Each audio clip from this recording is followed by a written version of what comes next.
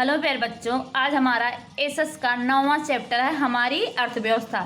जैसे कि बच्चों इसमें हमारा पहला आता है प्राथमिक क्षेत्र नंबर 2, द्वितीय क्षेत्र नंबर 3, सेवा क्षेत्र। तो हम पहले क्या देखते हैं, प्राथमिक क्षेत्र। प्राथमिक क्षेत्र क्या है? जैसे कि हम प्रकृति से कितने ही उत्पाद सीधे प्राप्त करके उन्हें उपयोग में लेते हैं, जैसे अनाज, दाल और वनस्पति उनके उदाहरण है। जैसे जंगलों से लकड़ी, औषधियाँ, वनस्पति, गोंद में लाख प्राणी हमें दूध, मांस, हड्डी और चमड़े देते हैं। जैसे जल में से हमें मछली मिलती है, इसी तरह जमीन की सतह के नीचे खनिज प्राप्त किए जाते हैं। जैसे संक्षेप में वन क्षेत्र, कृषि क्षेत्र, खान क्षेत्र, पशुपालन क्षेत्र, मत्स्य क्षेत्र आदि भोजन को औद्योगिक उत्पादन के लिए कच्चे माल की पूर्ति करते हैं। उसे हम क्या कहते हैं? उसे हम प्राथमिक क्षेत्र कहते हैं। जैसे कि बच्चों भोजन और औद्योगिक उत्पादन के लिए कच्चा माल उपलब्ध कराता है, उसे हम प्राथमिक क्षेत्र कहते हैं। फिर हमारा दूसरा क्वेश्चन आता है द्वितीय क्षेत्र। जैसे द्वितीय क्षेत्र क्या है? जैसे कि बहुत से प्राथमिक उत्पादन, जैसे कि बहुत से प्राथमिक उत्पादन ऐसे हैं कि जिन पर प्रक्रिया करके उनके उत्पादनों को उपयोग में ले सकते हैं। ऐसे प्रवृत्ति द्वितीय क्षेत्र को प्रवृत्ति कहलाती। जैसे कपास से सूती कपड़े, कपासिया तेल, गन्ने, गुड़, चीनी, मिट्टी, ईंट आदि बनाना। और प्राथमिक क्षेत्र जैसे जो हमारा द्वितीय क्षेत्र में प्राथमिक क्षेत्रों की जो पैदाइशियों द्वारा जो मानव उपयोग वस्तुएं बनाने की प्रवृत्तियों को हम समावेश, उसे हम द्वितीय क्षेत्र में भी होता है। फिर बच्चों हमारा आता है तीसरा सेवा क्षेत्र। सेवा क्षेत्र क्या है? जैसे कि प्राथमिक जो द्वितीय क्षेत्र द्वारा उत्पादित वस्तुओं से जनते बड़े व्यापारियों तक पहुंचने के लिए जो ट्रकों को ट्रेनों तथा परिवहन करके आवश्यकता पड़ती है, उसे उत्पादन एवं व्यापार में सहयोग देने के लिए टेलीफोन, पत्राचार, बैंकों से ब्याज पर रुपये लेने में जो आवश्यकता पड़ती है वह सेवा क्षेत्र में आता है। जैसे सेवा क्षेत्र में वाणिज्य, व्यवसाय, परिवहन, संचार, शिक्षा, स्वास्थ्य, बैंकिंग, बीमा, मनोरंजन, गैस, विद्युत, होटल आदि का समावेश होता है, तो वहाँ सेवा क्षेत्र भी होता है। फिर बच्चों हमारा आता है सरकार के स्वामित्व या सार्वजनिक क्षेत्र के उद्योग। जैसे कि बच्चों जो उद्योग सरकार के स्वामित्व एवं सरकार के संचालन अंतर्गत होते हैं वह सार्वजनिक क्षेत्र के उद्योग में आते हैं। जैसे स्वरूप भिलाई स्टील प्लांट, भारतीय heavy electronic limited, iron and natural gas commission आदि सरकार के स्वामित्व की इकाइयां होती हैं। जैसे उद्योग जो सरकारी मालिकी की संचालित होते हैं, जैसे भारतीय रेलवे सार्वजनिक उद्योग, उसमें आते हैं स्वरूप भिलाई स्टील प्लांट, भारतीय हेवी इलेक्ट्रॉनिक, ये सब आते हैं। फिर बच्चों हमारा आता है निजी स्वामित्व या निजी क्षेत्र के उद्योग। इसे निजी स्वामित्व और निजी क्षेत्र के उद्योग क्या है? जैसे जिन औद्योगिक इकाइयों का स्वामित्व एवं संचालन निजी लोगों का होता है, वैसे इकाइयां निजी स्वामित्व या निजी क्षेत्र के उद्योग कहलाते हैं। जैसे स्वरूप, Tata iron and steel company limited आदि सब कंपनियां निजी कंपनियां होती है। फिर बच्चों हमारा आता है संयुक्त क्षेत्र के उद्योग। संयुक्त क्षेत्र के उद्योग क्या है? जैसे कि सार्वजनिक क्षेत्र के जो उद्योग की कुछ समस्याएं होती है, जिससे उसमें मुख्यतः कार्य क्षमता एवं काम चोरी देखने को मिलती है, उसे नियंत्रित करने के लिए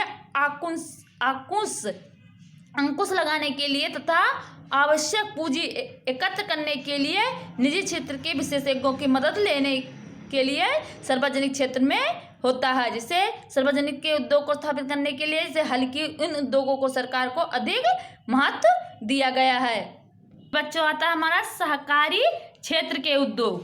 जैसे कि बच्चों सहकारी क्षेत्र के उद्योग, जैसे देश में बहुत से व्यक्ति आर्थिक दृष्टि से सक्षम नहीं होते हैं, वह व्यक्तिगत रूप से उद्योग शुरू करने की स्थिति में नहीं होते। ऐसे लोगों के साथ मिलकर मंडली या संघ बनाकर उत्पादन या बिक्री की प्रक्रिया अपनाते हैं। जैसे एक दूसरे के सहयोग से शुरू हुए ऐसे उद्योग को इकाई सहकारी क्षेत्र के लिए उद्योग है। जैसे कि स्वरूप दूध की डेयरी, चीनी के कारखाने आदि होते हैं। फिर बच्चों हमारा आता है आर्थिक उदारीकरण। आर्थिक उदारीकरण क्या होता है? जैसे विश्व के साथ चलने विश्व प्रवाह से मिलने और भारत के देश को विकास राष्ट्र बनाने के लिए भारत सरकार ने अपनी आर्थिक नीतियों के कुछ परिवर्तन किए हैं। उनके अनुसार सन 1991 से उदार नीति अपनाई जाती। इस नीति के अनुसार उद्योग, व्यापार और धंधे से स्थापित कुछ नियंत्रण दूर किए गए हैं। जैसे कि बच्चों, जो हमारा आर्थिक उदारीकरण है वह सरकार द्वारा अंकुश, नियंत्रण और कटौती की नीति को आर्थिक उदारीकरण कहते हैं। जैसे कि सरकार के जो अंकुश, नियंत्रण और करों से कटौती की नीति को आर्थिक उदारीकरण कहते हैं। फिर बच्चों हमारा आता है निजीकरण। जैसे कि निजीकरण क्या है? जिसे स्वतंत्र के पश्चात केंद्र सरकार ने सार्वजनिक साहस शुरू किए हैं। समय बीतने पर सार्वजनिक साहसों के उद्योग को हानि उठाते हैं। उसकी कुछ इकाइयां बीमारी पड़ने से बंद हुई है। सरकार अर्थव्यवस्था पर इनका प्रभाव पड़ा है। मजदूर संगठित एवं परंतु उद्योग घाटे में आने लगे हैं। दूसरी तरफ विश्व में गुणवत्ता का बोलबाला होने लगा है। जैसे कि बच्चों, जो निजीकरण होता है, जैसे सरकारी उद्योग धंधों को निजी हाथों में सौंपने की क्रिया को हम क्या कहते हैं? निजीकरण कहते हैं। जैसे हमारा पेपर में निजीकरण किसे कहते हैं, तो आप लिख सकते हैं सरकारी उद्योग धंधों को निजी हाथों में सौंपने की प्रक्रिया को हम निजीकरण कहते हैं। फिर हमारा आता है बच्चों वैश्वीकरण। वैश्वीकरण क्या है? जिसे उदारीकरण में निजीकरण के वैश्वीकरण को जन्म दिया है। वैश्वीकरण ने यानी कि समग्र विश्व का एक बनाना अथवा एक दूसरे को नजदीक लाना। वैश्वीकरण से विश्व का कोई भी देश विश्व के किसी भी अन्य देश के साथ सरलता से व्यापार धंधा कर सकता है। जिसकी वैश्वीकरण अर्थात देश के जो बाजार को विश्व बाजार में जोड़ना या उसका हिस्सा बनाना। वैश्वीकरण से विश्व का कोई भी अन्य देश के साथ चलता उसे व्यापार में ले सकते हैं। बच्चा था वैश्वीकरण का प्रभाव। वैश्वीकरण का प्रभाव जैसे प्रतिस्पर्धा के माल जो सामान की गुणवत्ता बनाए रखते हैं, उस मूल्य पर अधिक अच्छा माल समान ग्राहकों को मिलने लगा। जैसे कि भारत के बाजार में चीन के खिलौने रखा है। कम कीमत और नवीन डिजाइनों के कारण चीनी के खिलौने आज बाजारों में अधिक लोकप्रिय है। जैसे कि बच्चों, जो वैश्वीकरण के प्रभाव व वैश्वीकरण के तकनीक के कारण वो सेवा क्षेत्र में, जैसे कि बच्चों, जो सेवा क्षेत्र में रोजगार के नए स्रोत को विकसित हुए। जैसे phone, fax, mobile, email, internet आदि जैसे आधुनिक उपकरणों ने आर्थिक विकास में बहुत महत्वपूर्ण भूमिका निभाई है। ऐसे बहुराष्ट्रीय कंपनी जैसे भारतीय कंपनियों के जो साथ संयुक्त शासन करने लगी है, वह विश्व के देशों के बीच व्यापार के लिए तीव्र स्पर्धा, जैसे कि बच्चों तीव्र स्पर्धा होने लगी है। ऐसे वस्तुओं को गुणवत्ता सुधार हुआ है। ऐसे विदेशी तकनीकों को भी लाभ भारत को प्राप्त हुआ है।